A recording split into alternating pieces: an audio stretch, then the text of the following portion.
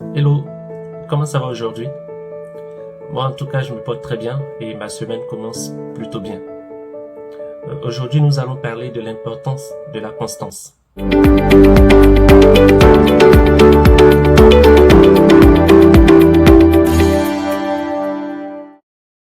En général, lorsqu'on entreprend des choses, lorsqu'on effectue des actions, lorsqu'on est face à des tâches qui nous semblent dures ou compliquées à réaliser, on a tendance à baisser les bras. C'est pourquoi aujourd'hui, j'aimerais partager avec vous ce que je pense de l'importance de rester constant dans ce qu'on fait. Que ce soit en entreprise, que ce soit chez nous à la maison, que ce soit dans la vie en général, il faut toujours être constant. Il est très important de rester constant dans ce qu'on fait. La constance nous conduit très souvent à la maîtrise du sujet. La constance est ce qui nous rend performants dans notre domaine.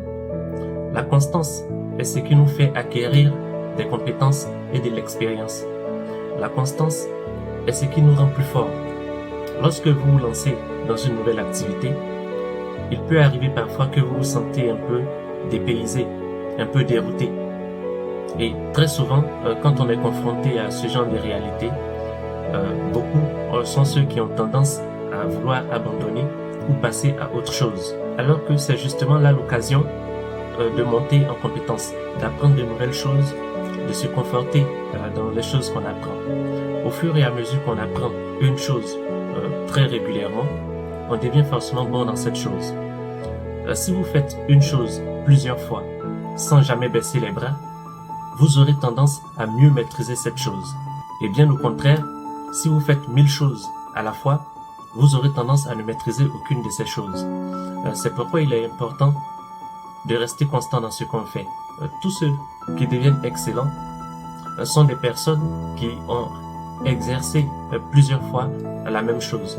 Même si c'est une action mécanique, même si c'est une action intellectuelle, le fait de répéter la même chose régulièrement, le fait de faire et refaire cette même chose, nous rend forcément habiles dans cette chose.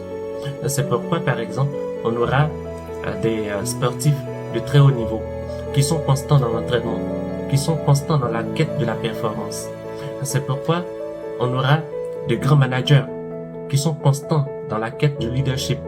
C'est pourquoi on aura de grands hommes spirituels qui sont constants dans la quête de la spiritualité, dans la quête du grandissement spirituel, dans la quête de la sagesse spirituelle. La constance emmène également les élèves et étudiants à être très performants en classe. Ils ont des bonnes moyennes.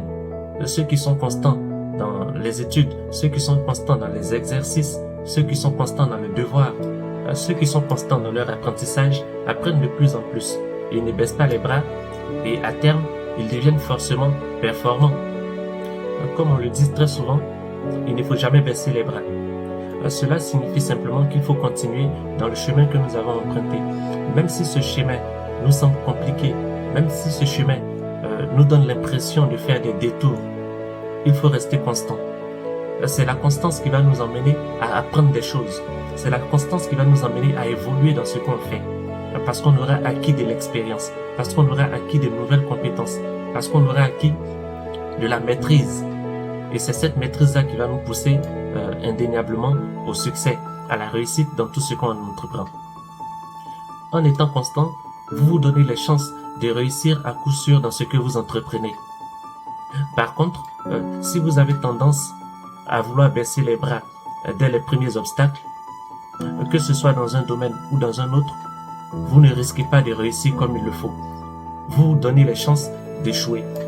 Et cela est dommage parce que réussir dépend entièrement de vous. Réussir dépend entièrement de vos actions. Réussir dépend entièrement de votre volonté et de votre motivation. C'est pour ça que vous devez être constant dans tout ce que vous faites. Vous ne devez jamais baisser les bras. Baisser les bras très tôt est un aveu d'échec. Les grands sportifs qui sont des stars pour vous, les grands musiciens qui sont des stars pour vous, les grands hommes politiques que nous suivons, les leaders auxquels nous voulons ressembler, sont des personnes qui ont toujours été constantes dans ce qu'elles font. C'est ce qui les a grandis et c'est ce qui a fait d'elles des personnes grandes dans leur domaine. Ce sont des exemples à suivre parlant de constance. Ce sont des modèles de détermination. des modèles de personnes engagées pour leurs ambitions. Ce sont des modèles de personnes qui ne baissent pas les bras. C'est pourquoi elles sont là où elles sont aujourd'hui. Et c'est aussi pour ça qu'elles deviennent des modèles. Si vous voulez être un modèle, vous devez être forcément un expert dans un domaine. Et pour être un expert dans un domaine, vous devez être constant dans ce domaine. Vous ne devez jamais baisser les bras. Vous devez affronter les obstacles comme il faut, tout en mettant en place une stratégie qui vous permettra de les surmonter. À chaque fois que vous aurez un obstacle, voyez cela comme un challenge que vous devez relever.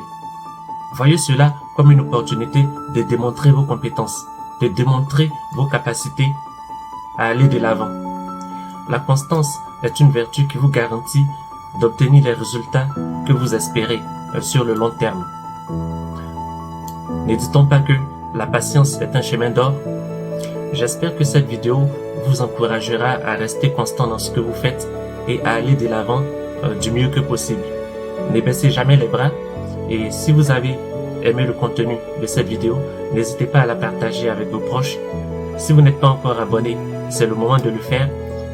N'oubliez pas d'activer la petite cloche de notification et on se dit à très bientôt dans une prochaine vidéo. Allez, salut!